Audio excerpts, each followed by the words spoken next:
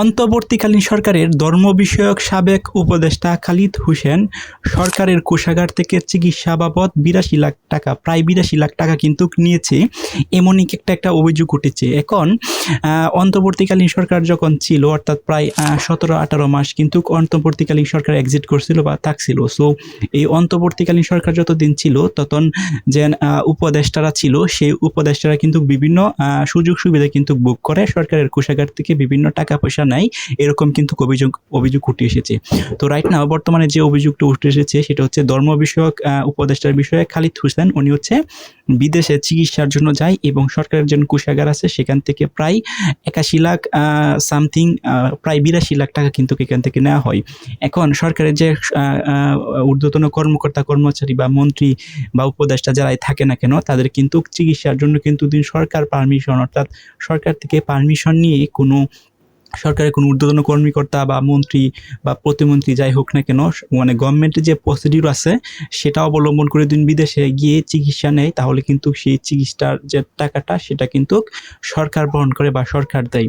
তো এটার কিন্তু কিছু ক্রাইটেরিয়া আছে, সেটা হচ্ছে যদি কেউ সরকারের কোষাগার থেকে চিকিৎসা বাবদের জন্য টাকা নেয় এবং সেই চিকিৎসাটা যদি দেশের বাহিরে করা হয়, তাহলে হচ্ছে চিকিৎসা যে দেশের বাহিরে করা হবে সেটার যে বাউচার আছে, অর্থাৎ পেমেন্টের যে বাউচার আছে সেগুলো অবশ্যই সরকারকে শো করাইতে হবে বা জমা দিতে হবে। এরকম আরও কিছু প্রসিডিউর আছে বা ক্রাইটেরিয়া আছে।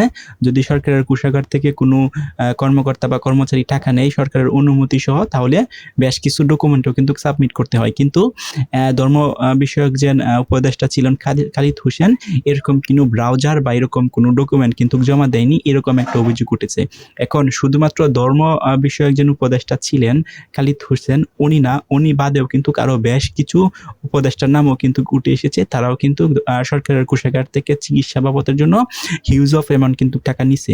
এখন এই যে টাকাগুলো যে নিছে, এগুলা কি আসলে চিকিৎসা বাবদ ব্যয় করছে কিনা বা অন্য কাজে ব্যয় করছে কিনা, এই বিষয়ে বা এই ধরনের কোনো ব্রাউজার বা এই রিলেটেড কোনো ডকুমেন্ট কিন্তু সরকারের কাছে প্রোভাইড করে নাই, যার কারণে কিন্তু তাদের নামে কিন্তু এই ধরনের একটা ইলিগাল অ্যাকশন আসছে বা এইরকম একটা কথা উঠতেছে যে উনি টাকাগুলো যে নিচ্ছে, নিয়ে কি করছে। সো এরকম যারা উপদেষ্টা ছিল, শুধুমাত্র অন্তর্বর্তীকালীন সরকার না, রাইট নাও যে সরকার আছে সেই সরকারেও যে ঊর্ধ্বতন কর্মকর্তা আছে, মন্ত্রী প্রতিমন্ত্রী বা হোয়াটএভার, তারা কিন্তু ইচ্ছা করলে সরকারের সুযোগ সুবিধা নিতে পারে, অর্থাৎ কোনো অসুস্থ হলে সরকারের অনুমতির সাপেক্ষে এবং হচ্ছে বিদেশে গিয়ে ট্রিটমেন্ট করতে পারবে এবং সেই ট্রিটমেন্টের যে ব্রাউচার আছে বা লিগ্যাল যে ডকুমেন্ট আছে সেগুলো প্রকাশ করে বা সেগুলোকে সরকারকে সাবমিট করে, তাহলে কিন্তু এটা কোনো সমস্যা না, কারণ এগুলো নিতে পারে বা একটা রুল অ্যান্ড রেগুলেশন আছে বাংলাদেশের আইনে।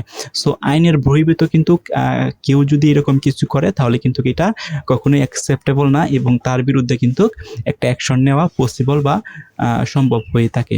সো এরকম কিন্তু অনেকেই সুযোগ সুবিধা বুক করে, বাট অ্যাকচুয়ালি এই যে সুযোগ সুবিধা যেন বুক করতেছে, এটা কি আসলেই করতেছে না হচ্ছে এই টাকাগুলো উনি নিজের ব্যক্তিগত কাজে ব্যয় করছে, এরকম ডকুমেন্ট কিন্তু অনেকেই সাবমিট করে না। সো ওদের বিরুদ্ধে কিন্তু সরকার থেকে একটা অ্যাকশন নেওয়া উচিত। আপনাদের কি মতামত কমেন্ট করে জানান।